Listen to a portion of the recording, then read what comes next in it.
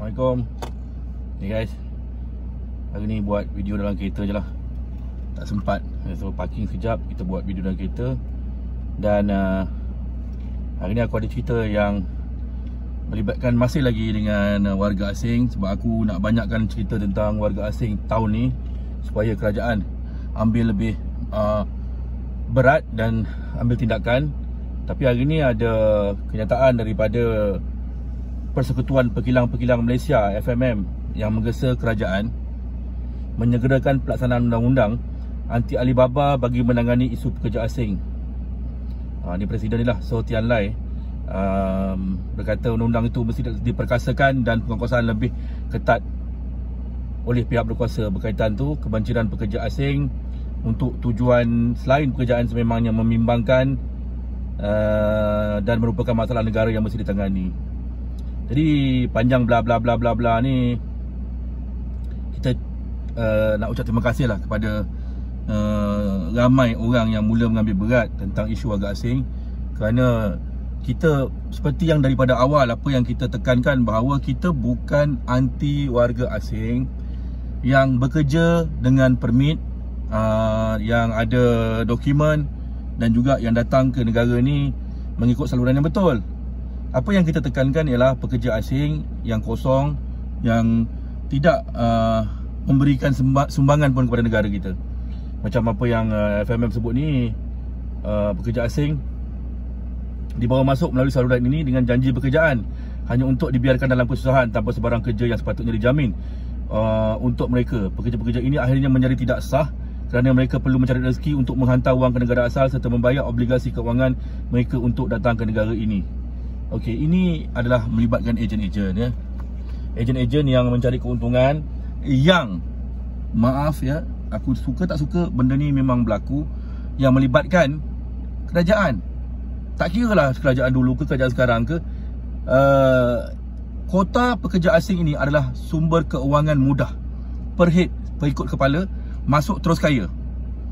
Ini melibatkan kerajaan. Jadi bila kita sebut kerajaan, bukan main-main. Kita boleh kena saman, boleh kena dakwa dan macam-macam. Adalah mustahil kerajaan tak tahu. Dan akhirnya bila kita dah mendesak, ada banyak terjahan ya. Malam ni ada satu benda yang kita nak tunjukkan malam ni.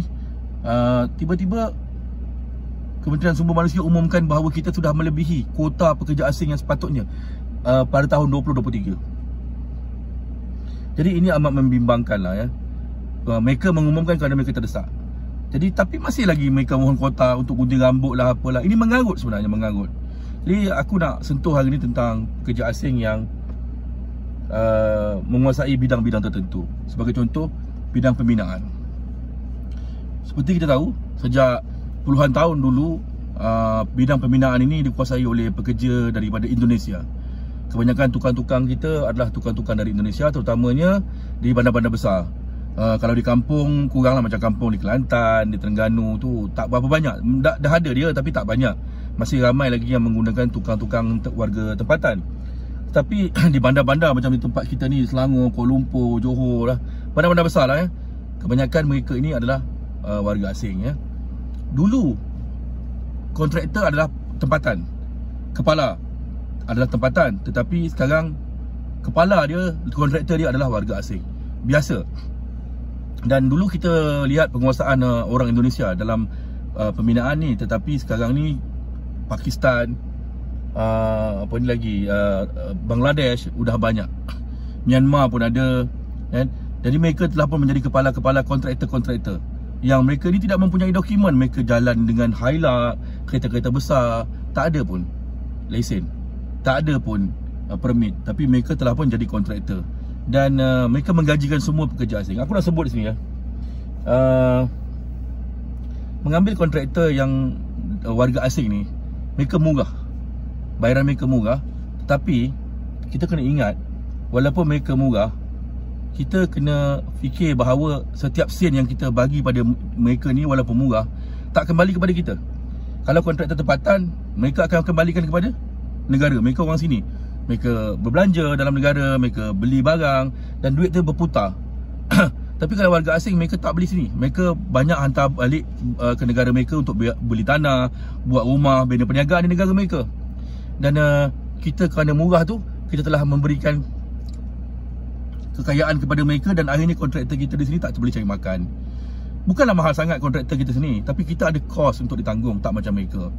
Satu lagi berkaitan dengan kualiti kerja. Ada banyak kes di mana kontraktor-kontraktor yang warga asing lari begitu saja, tinggalkan pekerjaan dan rumah tak siap. Kemudian terpaksa panggil kontraktor Melayu kita, dan betul bila kita nak pecah balik, kenakan charge, nak buat balik, dia kata kita mahal. Itu yang mengarut sebenarnya.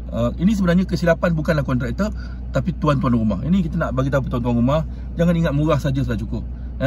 Dan apa yang selain dari itu, tanpa kita sedari, kerana kita nak murah tadi ni, kita menggalakkan rasuah.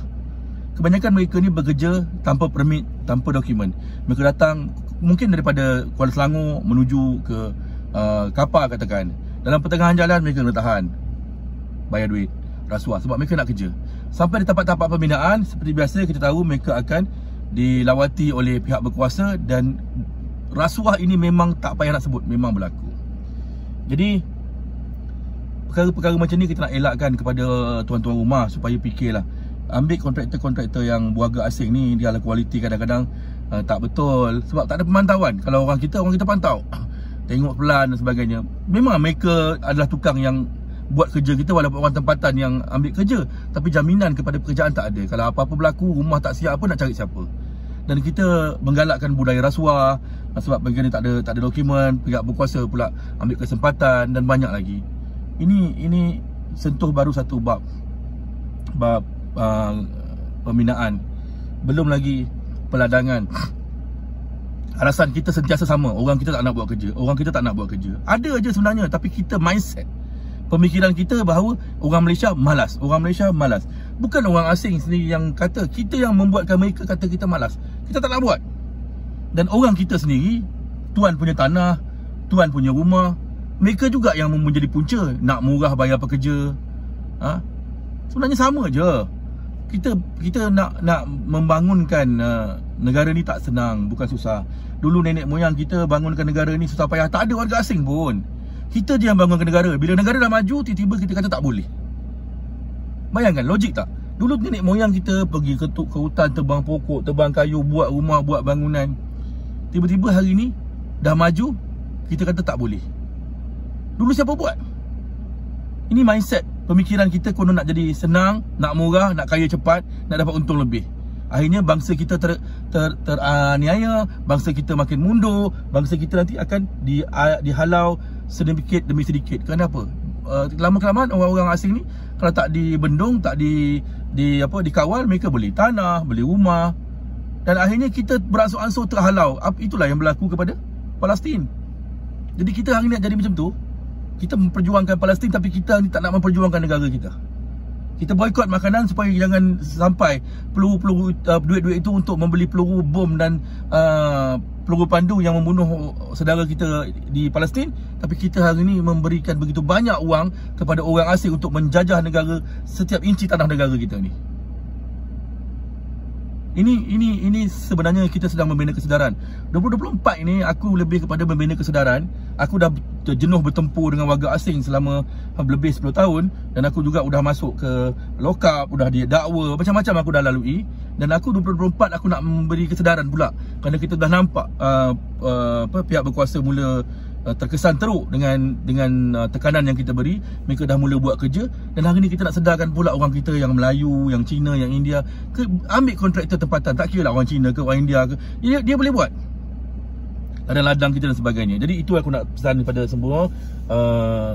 Isu ini isu yang penting. Kita kena bangunkan balik negara ini. Kena harapkan orang politik pergi mampus lah. Mereka tidak akan peduli. Mereka hanya nak kayakan diri mereka. Kita kena bangkit sendiri sekarang ini. Dan bila kita dah cukup kekuatan, terbalikkan orang politik tu. Tu je daripada aku untuk hari ni. Kita akan slow-slow buat pendedahan. Kita akan slow-slow buat kempen kesedaran. Dan kita slow-slow bangunkan balik negara bangsa kita ni supaya kembali kepada bukan seperti dulu, tapi sekurang-kurangnya menjadi lebih baik daripada apa yang ada sebelum ini. Okey, bye-bye. Assalamualaikum.